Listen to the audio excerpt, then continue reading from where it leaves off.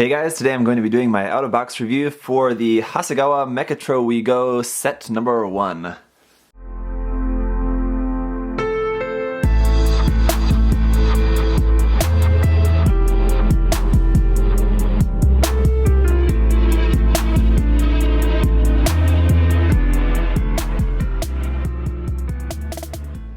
Well, here we are finally taking a look at some of these MechatroWeGo. If you guys have been following my channel for a while, you know that I have a few of these sets. This is actually one of 3 sets that I have, and basically the only difference is going to be that they're just going to be different, molded in different colors. And if you're going to be painting, really doesn't matter, but some of the sets do come with water slides, and the figures are a little bit different. So actually, one other set that I have is going to be exactly like this one. It's just the black and white set. I believe that's set number 2. So it's just a color difference. But then the other set that I have is set number 4, and that one does have different figures included with it, and that one also does come with some water slides. So if you are interested in getting these, maybe check out what some of the sets come with. If you're planning on painting, then maybe I would recommend buying the ones that do come with water slides if you want to use them, because they are pretty cool. You can also buy a whole set. You can buy just a set of water slides. It's sold separately, but it's a really big sheet of water slides. Maybe I'll show that to you. I'll grab it here and show it to you a little bit later in the review, just to kind of show you that if you are interested in getting that. It's got some really cool decals on there. So otherwise, I gotta say, a little bit surprised with these. Not really pleasantly or unpleasantly surprised either way. I still like them. They're really cool and cute and fun little kits to build. And I really like that you get 2 in a set. I will say also that I have omitted the clear pieces. There are some clear pieces, if you remember from the unboxing, that go in the front, the eyes there, and then on the back as well. You'll have some clear, just kind of camera parts. But I've omitted those for the time being, just because those are the kind of things that you're going to want to put in last when you're painting. But what I was surprised about was how it was just kind of a lot more simple than I thought. They're really, really simple kits, which you would kind of imagine. The box was not very big, not very full of a lot of stuff. And they're just kind of simple little robots.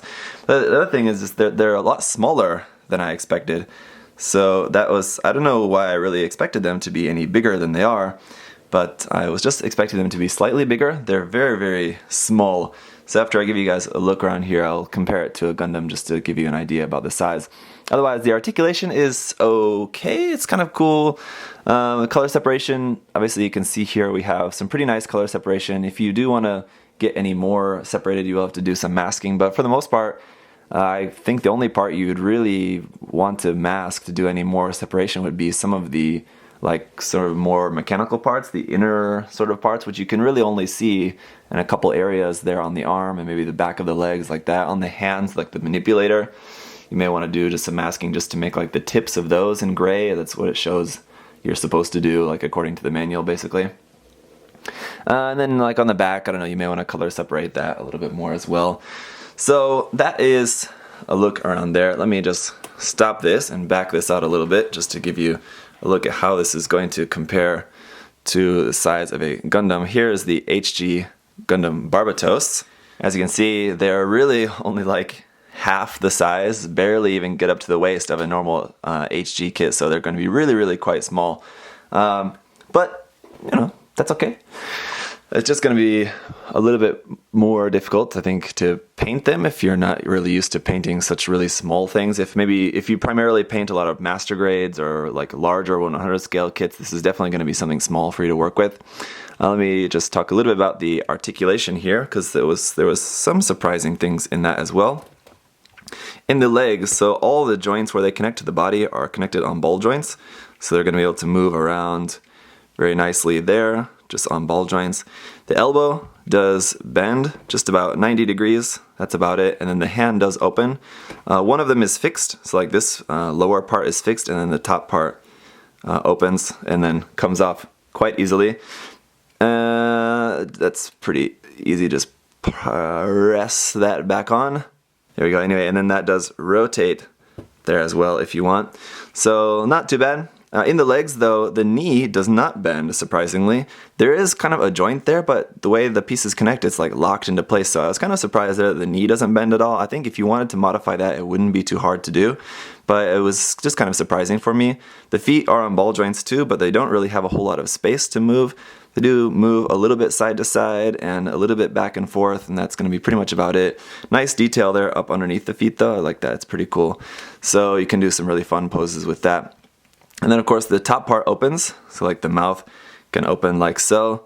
It can open all the way back up to there, and this whole front part can open as well, up that far, and then this part can come out. It's kind of, you have to do some part swapping. I'll show you about that here in a minute. And then back down. It gave as an option in the manual, like to have this back part on there is kind of an option, because we do have a lot of detail up underneath here. So I guess if you wanted to just have it more just kind of mechanical looking like that, or at least you just have all this mechanical detail on there. So what you could even do is maybe just cut out more of this back part here if you wanted to show more of that detail. I think this back part looks very, very car-like, I think, doesn't it? Which, you know, may not be to everyone's taste, so you may want to change that. This top part is a hatch. You can also open that up. It's going to be kind of difficult because the way that it's connected into there, so maybe I won't do it now, but basically you have this extra piece. So if you want to have this up, you basically take this up and you connect that part to this piece, and then you plug this piece down there in its place. So this will be kind of the inner detail of that hatch you can show off, which is pretty nice. Some very nice little detail on this little piece, so that's pretty cool. And then we have like the vents in the side, and also a really nice little detail there as well. And that's pretty much going to be it. Very, very simple. Now if you remember, these did come with a boy and a girl figure. The girl I have not put together yet, but just here's another look at that. You will definitely have to have glue for these. So like this is just two pieces. There's the body and there's the head, so you'll just have to glue the head onto there. I haven't done that yet just because I may use these for something else. I'm not entirely sure yet, but you do get two girls and two boys. So this one of the girl, you'll have two of these, and again, just for a little size comparison, here it is compared with the Barbatos. It's going to be about like that. It's 1/35 scale, so 1/35 scale young child size. And inside here I've placed just the body part of the boy. I don't have the arms or head connected onto that, but just to give you a look at how that's going to work. And then I have like the control stick in place there. You can see I have a white stress mark on there because plugging that in, I almost broke it. It's just this very long, narrow piece. Just to give you a look at the other one, the yellow one, it's just this piece here that you just need to plug down into that.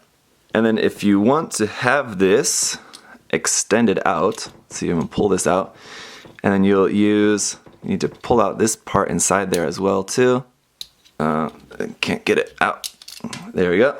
That's out. This is supposed to be like this like mechanical arm folded up, which is supposed to be in there like that. But if you want to have it out, you have just part swap it to this one where it's like an extended one, so it's going to come out like this here, I believe.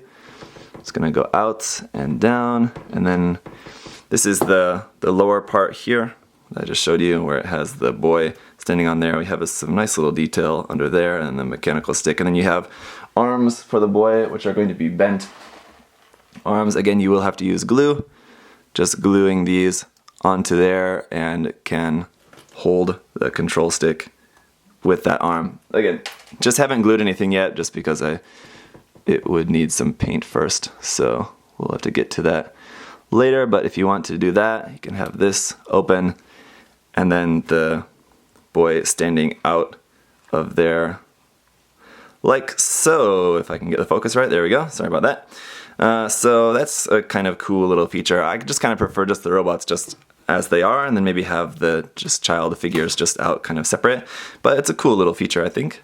So as I mentioned before, here is the option decal set that you can buy here from Hasegawa. It says the decal for MechatroWeGo Race. It's because they're sort of supposed to look like kind of racing stripes here that you can put on these. So we have these racing stripes, these big details here, all these numbers, and all these just kind of different brand logos and all of that on there. So a lot of really cool little logos and things that you could use for these kits or for pretty much anything. A lot of them are kind of like automotive sort of looking things, and so might look a little bit strange on your Gundam model kits, but they are going to be really nice water slide decals. So a lot of really cool options here for these.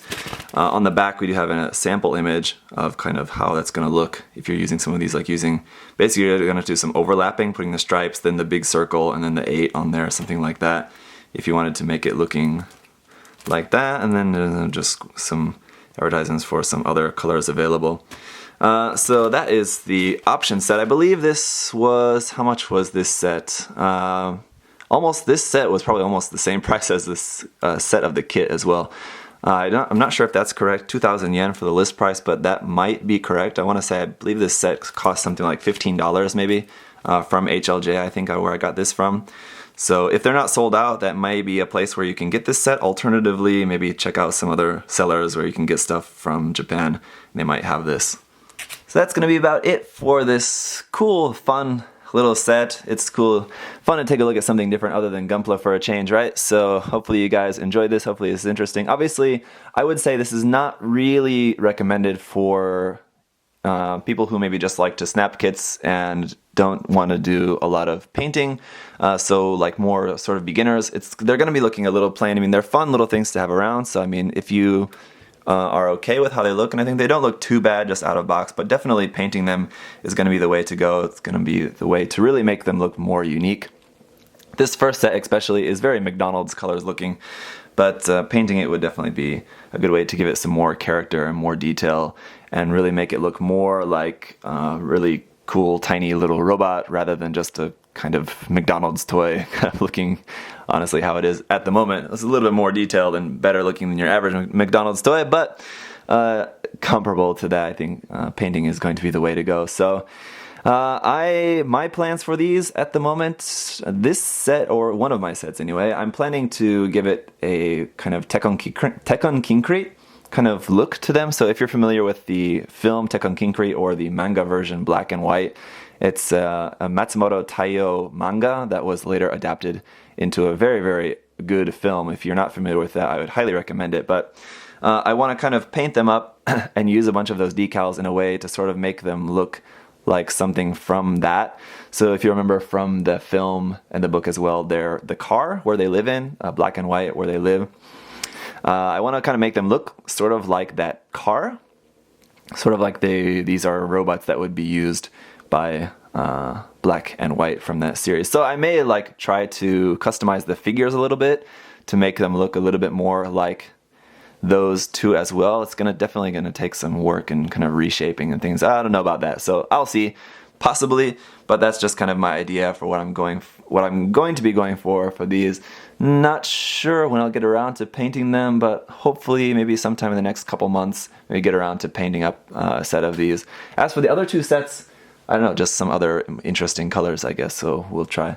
These are kind of, they look in a little bit similar style to like Mac K kits, so I think painting them also in sort of Machine and Krieger kind of style painting would look cool as well, so we'll just have to see. Anyway, thank you guys for watching. Hope that was interesting and fun, something a little bit different. If you do have any other questions or comments, leave those down below. I believe the Hasegawa is coming out very soon with a 120 scale, so a little bit larger scale, so that'll probably be nice. They'll be a little bit larger and probably a little bit more detailed in terms of the number of parts and things like that, so I might check that out, but just because of the fact I have 3 sets of these already, I don't really know if I really want to buy another kit. I know the 120 scale is just a set of just 1 rather than a set of 2. So I don't know, we'll see. Might try that out. Might be cool to have one bigger size one, but we'll just have to see. Anyway, thanks for watching, guys. See you next time. Bye bye.